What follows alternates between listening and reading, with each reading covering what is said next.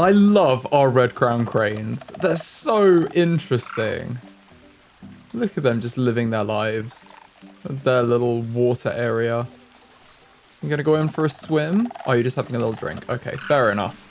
Well, they seem pretty happy, and we almost have all of them in here. I think we're short 2 males, aren't we? And they're so cheap to feed. Oh my goodness. Yeah, we've got 5 females and 3 males. Let's see if we can get another couple of males. Oh, I had them already there. Red-crowned crane. Oh, there's a hyphen. Red crane. There we go. And there are a few males, but they're all bought with a ton of credits. Apart from these 2. Oh, perfect. From Frontier. Let's grab these 2 males. They're both decent males as well. And we can send both of them into quarantine to check that they're okay before we put them in the habitat. Quarantine is quite far away. I'm going to leave it as it is, but we might want to get another quarantine building soon, because it is quite far from these animals. And if we have, like, animals get sick on this side of the zoo, I feel like we should have better response for, like, a quarantine and vet facility than that. Maybe even just adding a quarantine and a vet here. I think we'll leave it until we go into the next section of our zoo. Maybe around here we'll have another one, and that should get everyone, like, serviced quite well. It should capture the whole area. Oh, and it looks like our Amur leopard is expecting offspring. Oh my goodness, she's pregnant. Okay, perfect. Well, that means that the male can go back to their habitat, because we don't need him in here anymore. We're going to put him back in the male habitat and close this door, in theory. So there's just going to be the female in here waiting to have her cubs, because they live solitarily normally. It's just for breeding that they come together. That's amazing, though. We're doing a great job, because I think these guys are endangered, aren't they? Let's have a look in the Zoopedia. They're critically endangered. Yes, that's it. There's only 110. So hopefully we can make it at least 112. Have a couple of cubs. It's a little bit gloomy, but they're plowing on with the talk in pouring rain. It's quite a cool view, though. Like, they're right there. It's so awesome. I've just thrown some food in for them. It's a pretty cool spot, I have to say. It's actually a very good view of the animals. And our guys are just starting to pass quarantine. So let's move them into the habitat as well. I'll wait for this other one and then I'll move them in together. There we go. Both of them are ready. Let's move them both in. And then we've got 5 breeding pairs. That's awesome. Well, while that talk goes on, we're going to need to continue expanding. And I'd like to get a new habitat in here, but I want to leave some space over here for another guest area. So what I'm going to do is I'm just going to plot out a little guest area. The same as we've got them elsewhere. We've got like these bamboo areas. I think we've done 7 meters and we've done 5 by 5. So I'm going to do the same here.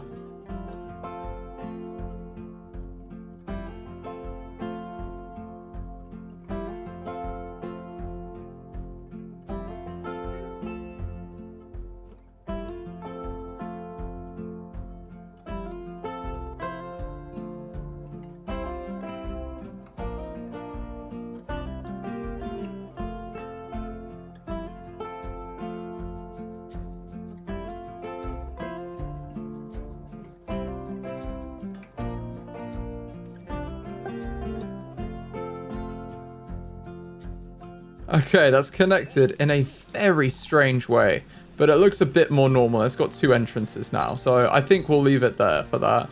Now, let's build out our new habitat for a new animal, and the animal I want to get is the Binturong. Now, these guys are vulnerable, and they're super weird. They're an Asian animal, so they're going to fit in perfectly in our Asia zone. And they live in groups of 2 to 5. So it's up to 5 males and up to 5 females, but they're solitary. So I feel like it says here, if 2 Binturongs meet, they're likely to avoid each other unless it's a male and female during the mating season. So basically, we're going to get a mated pair in here and just have 2 of them, because I don't know why we'd have a big group of them unless they were bachelor groups.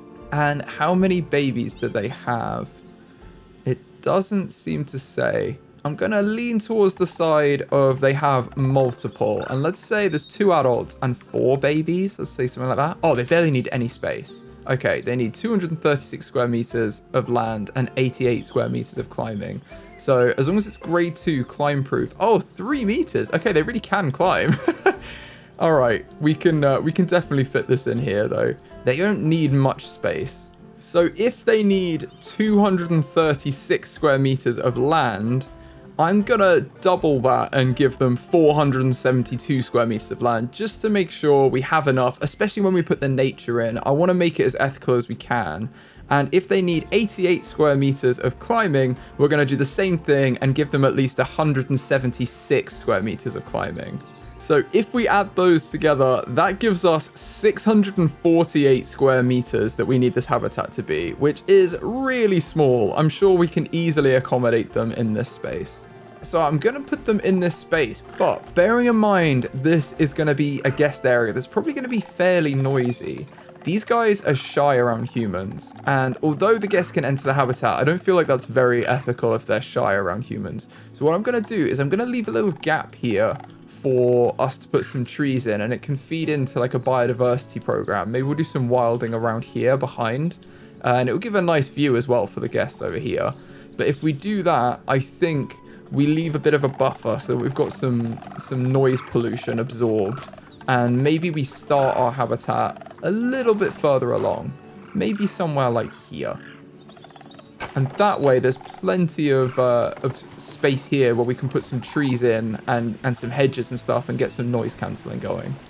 Now I'm going to use the null barriers to mark out the area of this habitat, and I'm going to use multiples of 4 so that we can easily use the construction pieces and they'll map on perfectly to the grid we have. So I'm going to set this out now.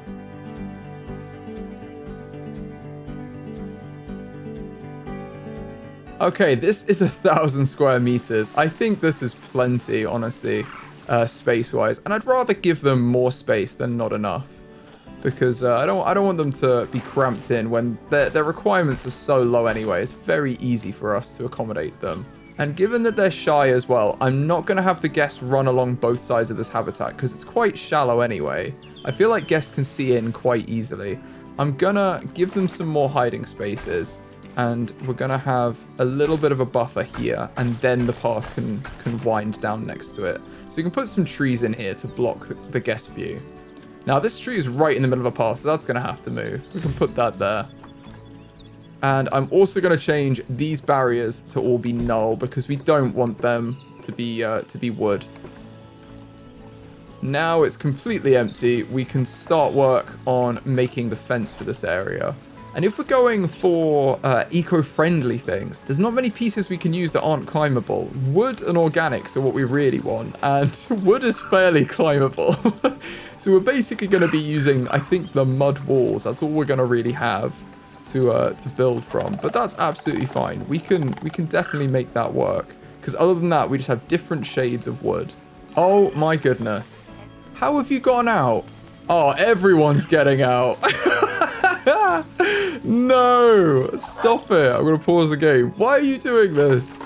I thought they couldn't escape. Oh, it says they still can. How? How can you escape just here? I don't understand it. What if I move your tree to be here? Does that block you? Yeah, see, that blocks them from getting out. It's just weirdly this one spot where they can seemingly escape. Well, let's emergency capture all of them before they run too far away. Why don't you guys like living here? I swear, I've done everything so nicely for you. You hate it here for some reason. Also, we can put in a solar panel in this section because we're going to need one anyway. So let's put that in next to this habitat here. Ah, it doesn't like being next to the barriers. Fine. Okay. Well, if we put it here, has it still got a good reach? I think that's good enough. And we will decorate this up in the same way that we've done here with the bamboo. Let's just add a little bamboo framing to it.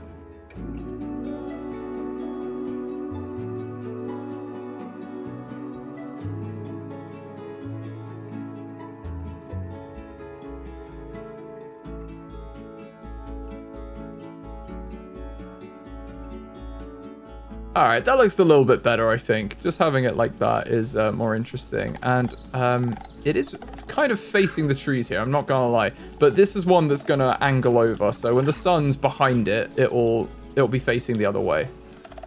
Now you're inside. Are you? Yeah, you're just stood by the edge. That's fine. Everyone is back in, and now it's fully powered all of the education along here, which is perfect. Why are you here? You're waiting to start an animal talk in October. My goodness, well, you're going to be waiting a while. It's August. Right, let's move these benches out of the way here, and I'm not probably going to put many benches in this space because there's not much of a space for guests to see these guys. I think this is now a perfect place for benches because this is just going to be a wildlife area, and it's probably better that we have them along this side here instead because this is, again, just a wildlife area. And the same here. We might as well add them going down this way. And while I'm here, actually, I'm going to put in some donation bins. I'm just going to put 2 along here so they have spots to donate when they've seen them. Now, let's make our barriers for this area. And for that, we're going to be using the mud pieces.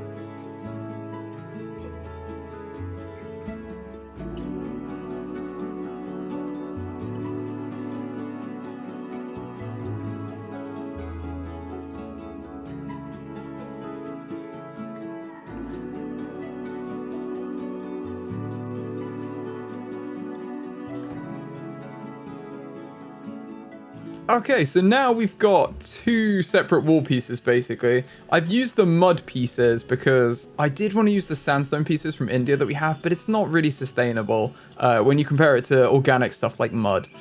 So we're going to be using the mud wall pieces, and then we've got a little bit of thatch roofing as well. It's all eco-friendly, and the one-way glass here, which will basically dominate the front of this habitat, and then we'll use this wall piece around the side. So I'm gonna copy a version of each of these away from where we're building, and then it's quite easy to just like grab them when you want them, and then I can delete this one and basically just going to duplicate this all on the front and then duplicate the other one around the sides.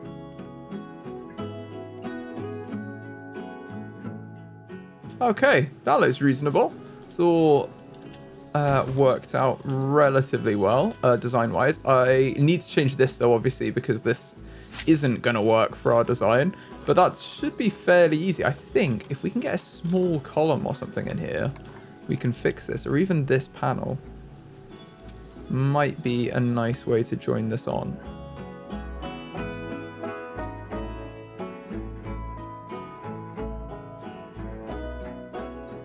There we go. And now it's sealed off and we've got a little door here. I think that looks quite cute. It's got the Indonesian pieces on it as well, so it's bringing it into the habitat that they're actually from. Now, let's get ourselves some binturongs before we forget. And there is a male here. Oh, he's 0% size. I feel like that's not a good one to breed with. But this is quite a good female. She's 5.7 years old.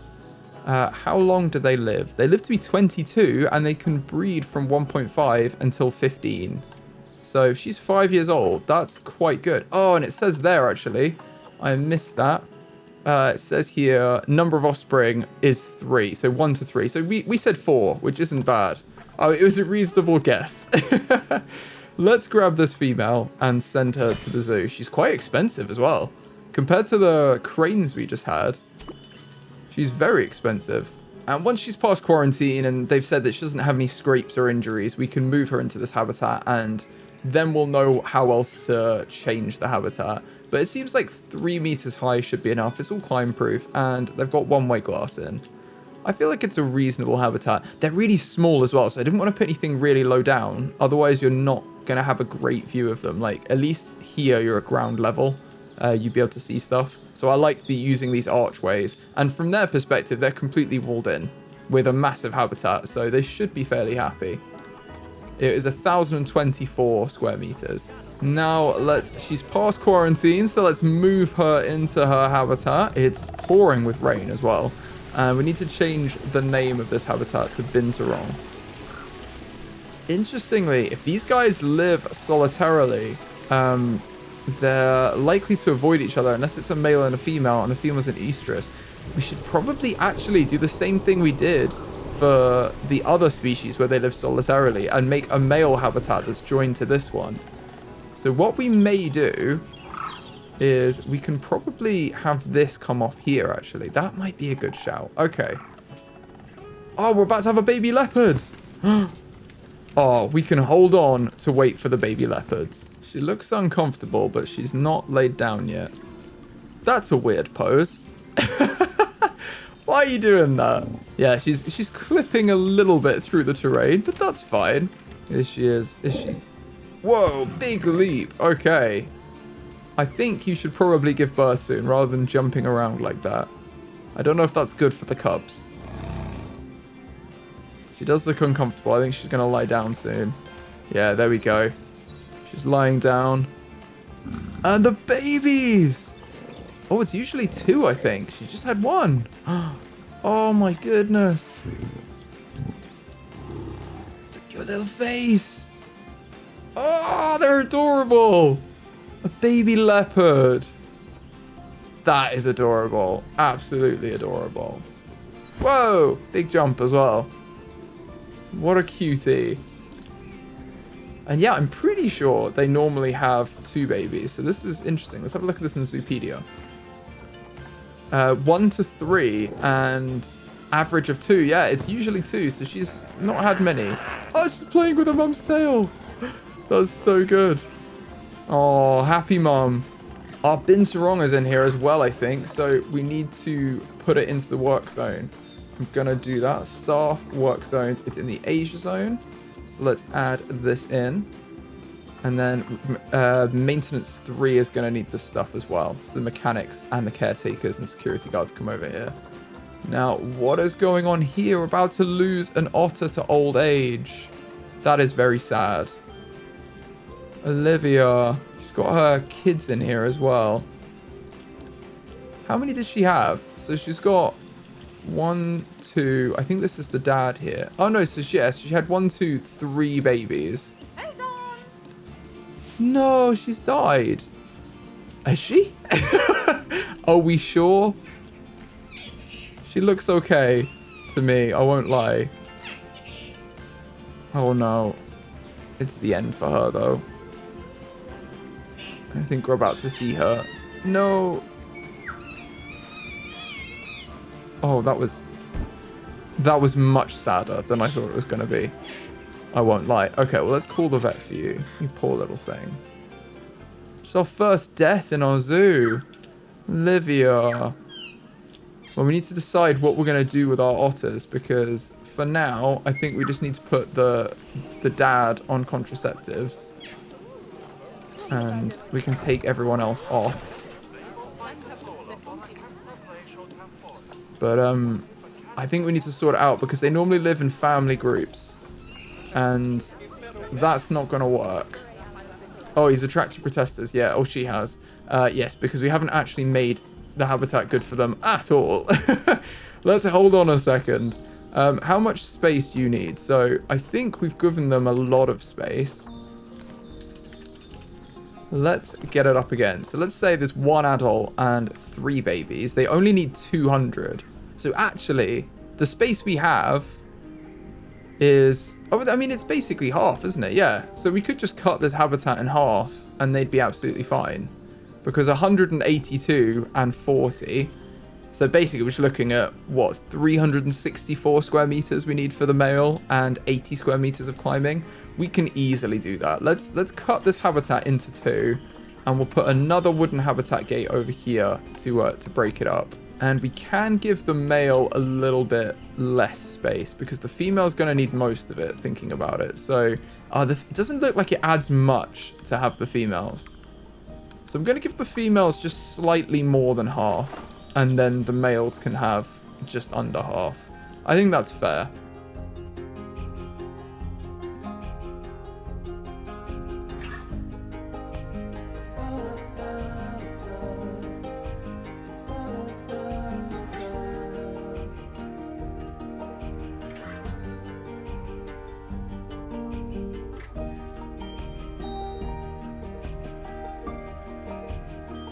Okay, so now our males area is 464. And I think that's double, isn't it? Yeah, that's definitely double. They needed 182. So they've got 464. There's definitely space for climbing in there as well. And the females should be just over double that, 560. I think that's pretty perfect, to be honest. And we can just change one of these to be a door. And I thought this one here would be a pretty good candidate. If we just have this... Now, the log pieces technically would be climbable, wouldn't they? That's the only thing. But we need something that represents a door that's not climbable.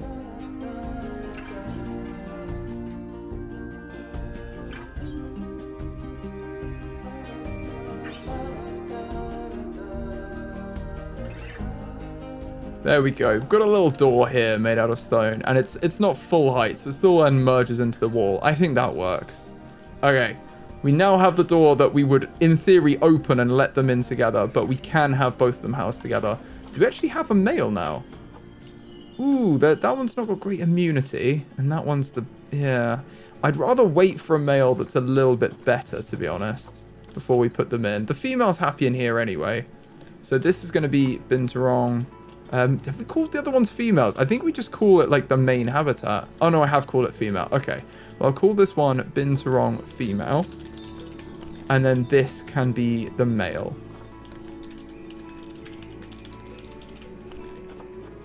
There we go. And the male doesn't really have any viewing in, but we don't really need it by the same score. We could have it across here, maybe. But they're not really going to see it because we're going to have trees here. So I think that's fine because they're going to see the male when he's in here. And when they're not, when it's just the babies, I think people will be interested in seeing the babies.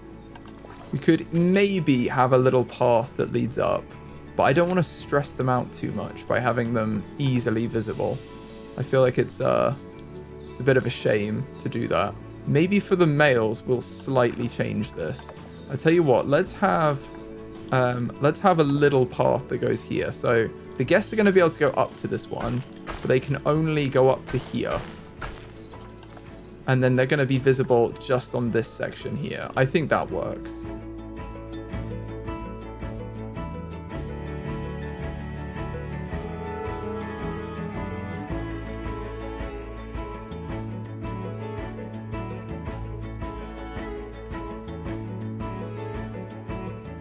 Okay, I think that looks pretty cool. So now we've got the habitat set up. Let's actually make it the right terrain for these poor little guys.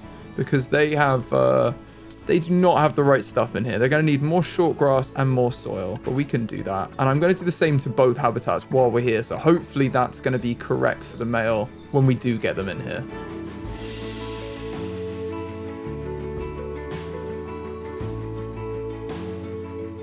I think that should be good. And now I want to put some water in for them as well. I don't think these guys swim, but they need somewhere to drink. So they've not asked for any water anyway. They don't have a water requirement. But I think maybe we should put a little bit in for them anyway. Just so they've got somewhere. Yeah, like I say, there's somewhere safe to drink from. And we've got our water treatment just here. So it should be able to reach. Ah, it doesn't reach. Okay, that's not a problem though. We can add in some more water treatment. That's irritating though. It's so close. What I'm going to do is I'm going to, instead of having this solar panel here, I might duplicate the water shack over. The only problem is I don't know what the negative impact zone is like on this. It's quite a lot. I feel like we can make this work into the habitat here.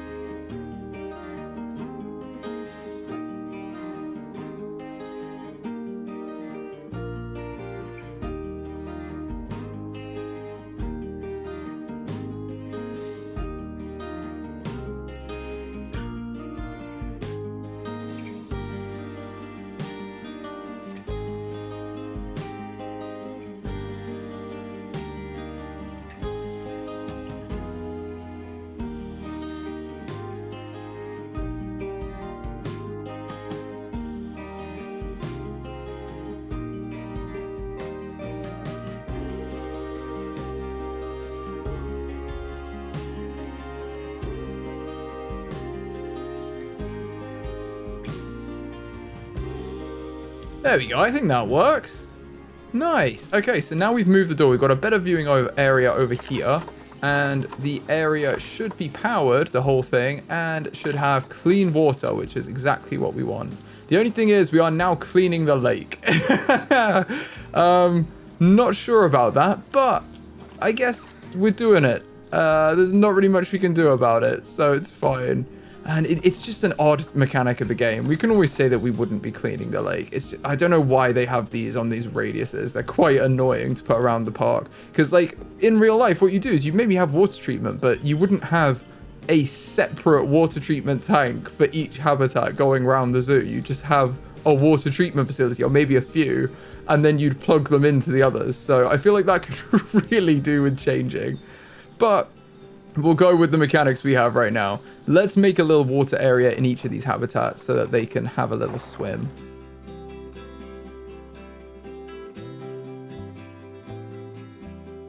Okay, how much has that taken away from their land area? Let's check this now.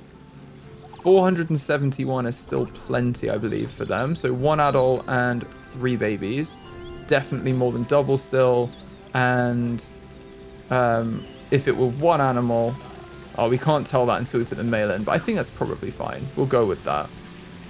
Okay, they still don't have everything they need. They're going to need climbing area. Otherwise, we're still going to get this, and we can build in some hard shelter with it. So we're going to get this warning until we put some in for them. I think I'll also just very slightly raise up the terrain over here to add a little bit of interest on this side of the habitat. But just very slightly. And let's build in some climbing for them. I'm not going to do the other one. I'm just going to do this habitat while the female's here until we actually get a male. And if we filter by the Binturong, it will tell us everything that's actually appropriate for these guys, and including feeding, because we do need to put some food in for them as well. So they use the food trays. In that case, let's put a small food tray like here, and then make sure that's now we know it's like in here. We can build the climbing.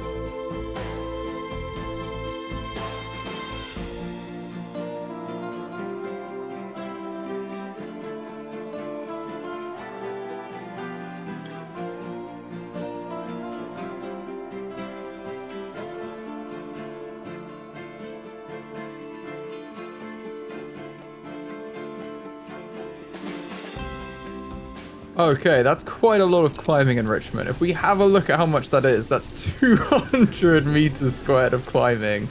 And that's actually improved their walking, I think, because they have more areas to walk on. So let's just double check where they can access. Yeah, so the green lines, they can climb these as well. I don't think they can climb these logs, though. Oh, no, they can. There's a green line on it. Okay, so they can climb it. Cool. I've just thrown in a few toys and food enrichments for them as well, and that seems to be everything they need. They've got 100% enrichment. They're pretty happy with that. And if we're going to make this their shelter, we should put in a little bit of bedding for them. I'm just going to put a little bit of bedding with random rotation on in these areas here, because that's kind of their shelter. That's probably enough, actually. Just the one is probably good. If we put it on the bottom layer here, it makes the floor go very strange, which I don't like. Which we had with the leopards as well. So I'm going to leave it at how it is. And they've got some space under there for hard shelter too. They've got more than they need. They're very happy. So now they're in here, let's put some education in. And then we should probably look to make the habitat a little bit more beautiful and a little bit better for them by putting in some nature. But for now, I do want to get this education so we can teach our guests about the beautiful animals.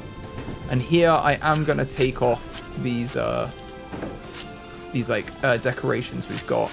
Every other thing, just to put a board in instead. And what I'm going to put around the board is a frame. So let's put the theme back on. We've got Indian and Indonesian, which are 2 places these guys are found.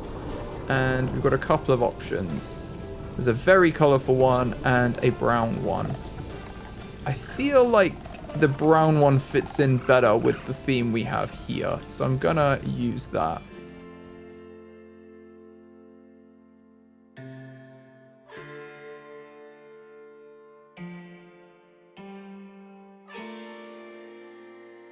They are quite obstructive, actually. I tell you what, I'm going to reduce the number of them just so there's some more better viewing areas. Like, I don't want it to be too obstructive for our guests to actually see the animals, because learning about them is very important. But if you don't see them, they're not going to donate, and we're not going to get to help the species out.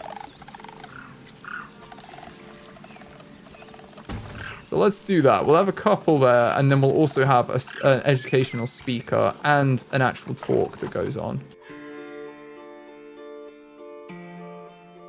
And this talk point might as well go straight in the middle. And these guys are going to probably need to be on another one. I think we've got January for the deer, and then I believe the elephants are in April. Yeah, and then it's July here. And then October or November, whatever is the correct one for the birds, which finishes off this cycle, October. So maybe we should get another January over here, and we'll have a second one going on at the same time, because we've got 2 educators that do this area. So maybe let's do that. And instead of starting off in the same month, I tell you what, let's start them off on March, and we'll have it be a couple of months offset. And they can also throw food here. So we just need to put it into the work zone, and they'll be able to throw food and do all the other bits we want them to do. Including getting this in maintenance 3 as well, because this is missing from here. There we go, that's better. Now all of our staff can access this area properly. Let's actually have a look at them as well, because we haven't really looked at them yet. They're so weird. They're very strange looking, aren't they? Especially when they're climbing, like through things. Very interesting animals. Well, let's get some nature in for them, because they're not super happy with what they have right now. They want plants from temperate and tropical Asia. I think temperate Asia is going to be our best bet here. And seeing as these guys live in China, this is the same plant set that we've used for all of these habitats over here. I think it just makes sense to use the same set of plants in this habitat too. And the game thinks that these are all the temperate plants that grow in Asia, but this subset of those plants actually grow in China, where we're going to say this habitat is. And of those subsets, this is the subset of plants that could feasibly be grown in North America in a temperate climate where this zoo is in the game. So they're the plants we're going to be using for this build. And it is snowing! That is definitely not good for these guys. Temperature is going to be all wrong. So it's actually a great reminder to put in a heater in here. And it makes sense to put that in this area here. I'm going to put it on the roof here. And that can be set to 30 degrees. What is their natural temperature? 13 to 42. So 30 is actually pretty good for them. Let's put a heater there. And then we could always just whack one in the other area they have over here. Let's put another heater in there too for the same thing. And that should pretty much clear up their whole habitat. How do you guys feel about the snow? You don't mind it. You're pretty chill. That's good. Okay, well, I don't mind that. Oh, what's wrong with the terrain? Oh, they've not got enough soil and grass, but they're generally happy. It's just that they'd like a little bit more soil and grass. Well, if we did put a heater in here, it would give them more of it. Maybe we whack a heater in just in the shelter. So that it's, because the elephants will appreciate that anyway. And we can put this on like 20 or like 10 degrees or something. I'm going to say 15 degrees for this one. And then that will give them, it'll just basically melt the snow around here so they get the soil and the grass that they're after. Because that is going to boost the amount that we have. Just needs to melt the snow. And what's the disease risk? Their habitat is, well, let's call the keeper. Our keepers aren't super well trained, so let's train up all of the keepers here. Yeah, the Asia zone. They've got 2 keepers. I do wonder whether we get a third. Let's get a third keeper for over here, because we have loads of money as well. And we do keep expanding this area. let's get another keeper on the Asia zone. And we'll train up the educators that aren't trained up too. As well as our security guards. I just don't want to train up the mechanics, really, because I'm going to train up all the caretakers and all of the vendors. I just don't want to train up our mechanics because they're kind of on a good level right now. And your welfare has attracted protesters? Why? Oh, you haven't got enough long grass and soil. Okay, so you need more heaters as well in this area. We can do that. Let's build them a little hot hut over here. I know we don't get it for very long, but I'm going to build these guys a little hut because I think they'll appreciate it. I think what we'll do as well is we'll duplicate this shelter that already has it and add another shelter in over here.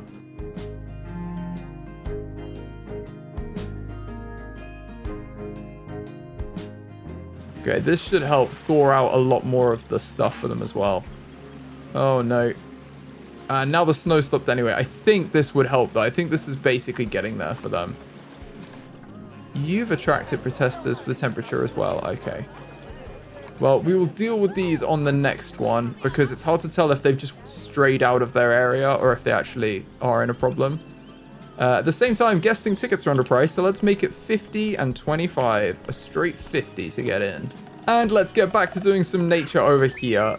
I'm gonna put in the same kind of plants we have over here in this habitat, and I don't think they want that many. Oh, they do. They want lots. Okay, so we're gonna cover this area in the same kind of trees we have over here, and we've got to just be mindful of if they're climbable or not, I guess.